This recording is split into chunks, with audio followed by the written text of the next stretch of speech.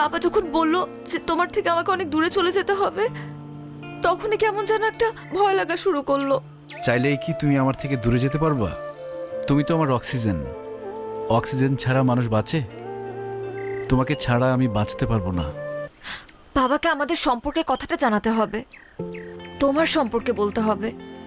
তোমার সম্পর্কে বাবার যে ভুল ধারণা আছে সেটা ভাঙতে হবে।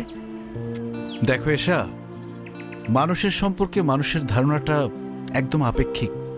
এটা নির্ভর করে আসলে কে কাকে কিভাবে দেখছে।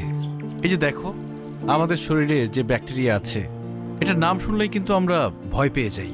কিন্তু আমাদের মেটাবলিজম সহ আরও অনেক গুরুত্বপূর্ণ কাজে এই ব্যাকটেরিয়া দরকার, সেটা হচ্ছে গুড ব্যাকটেরিয়া। এখন ব্যাকটেরিয়া বললেই কি তোমার মধ্যে ভয় কাজ করবে? এটা কি উচিত? ঠিক তেমনই তোমার বাবাকে বোঝাতে হবে। জিতুকে দেখলেই একতরফা খারাপ বলা যাবে না।